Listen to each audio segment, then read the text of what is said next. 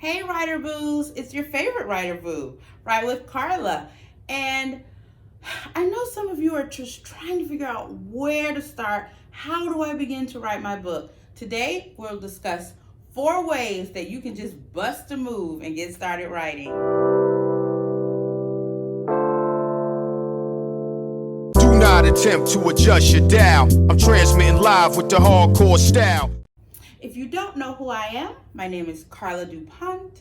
I am a romance novelist, and if you're not familiar with my work, you can just go to Amazon and type in my name, Carla DuPont. You will find my part 1 and part 2 Sergeant Knight series. You will also find a bevy of work from my #happy clients that comes up under my name.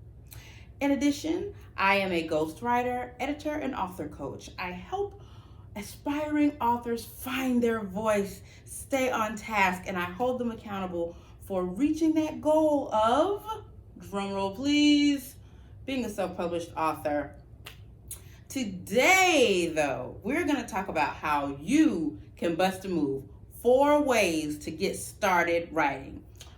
Number 1, write. I know it sounds stupid, but that's just what I'm having a hard time doing. But how will you ever start writing if you don't start writing? So once you begin to write, you'll start to kind of find your flow. You'll find who you are as an author, as a writer, because no, the words are not synonymous, but you'll begin to come into who you are as an author, come into who you are as a writer. You'll be able to find your voice and figure out what works for you. Some people can write early in the morning because their brains are fresh and they haven't been burdened with all of the words of the day. Some people write better at night, like right now as I'm filming this. It is literally 2 a.m. on a Saturday morning. And I thought, oh my gosh, let me do a video so that I can post the first thing in the morning. So as you write, you'll begin to come into who you are. You'll also be able to hone your message. So number 1 way to get started writing is to get started writing. Number 2, take notes.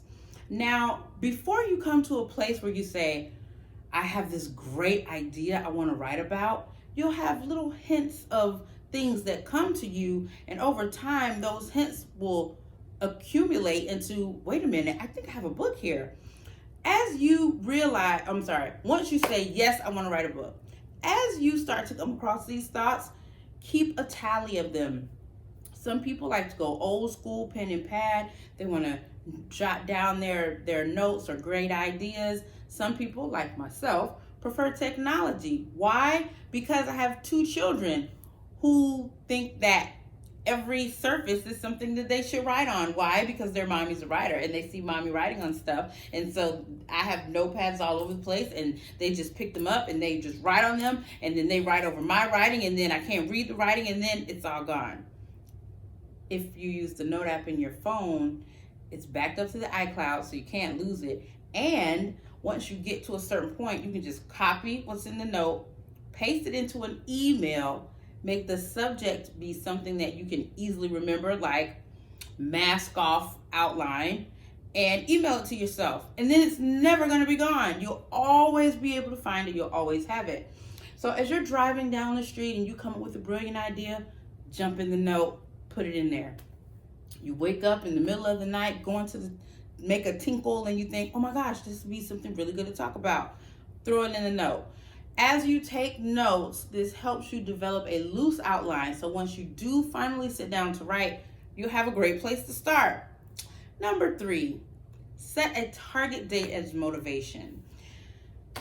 I hate to break it to you folks. Time doesn't stop for any of us. I really, really, really wish I had a magic pill. You know, those memes are like, magic pill, $50 million, or take all the knowledge you have and go back to age 18. Well, duh, I'm going back to age 18. But time waits for no one. So if you set a target date for your book to be finished, this gives you something to work toward. That date is going to come no matter what.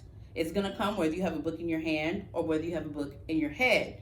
But if you attach it to a date, It gives you something that you can see on paper. You can look in a calendar and see September 3rd, 2020. You know September 3rd is X amount of months away, X amount of weeks away. So if I write 500 words a week, then I'll get to my goal of 15,000 words by X whatever date. So if you attach the completion to a target date, it helps you hold yourself more accountable. And way number 4, there's no better way to get motivated and start writing than to quiet your fears. We're all afraid of something, right? And usually we are afraid of the unknown. We're going into uncharted territory. None of our friends have done it. Or maybe we do know someone who's written a book and we think, oh my gosh, they're so smart. I don't think I can do what they can do. How did they do it? Where did they find the time? How did they know what steps to take? What resources did they have? Don't let fear win. I'm going to say it again for the people in the back. Don't let fear win. Yes, you have a story to tell. Yes, you have a unique perspective. Yes, you have a tremendous skill set that the world does not quite yet know about. Or maybe they do and they just want to know more about it. Don't let fear win. You have a gift. You have a story. It's time to tell it. So if you need a little help, join me here at Wine and Writing. Uncorked, a wine and writing experience. It's going to be great. Me, you, a small microcosm of other aspiring authors who are looking to get jump started in the process. Free-flowing wine, yummy, yummy, yummy, yummy brunch. Get your early bird tickets and bring a friend. It's much more fun with a friend because then you can relish in the experience together. Hope to see you there. Happy writing.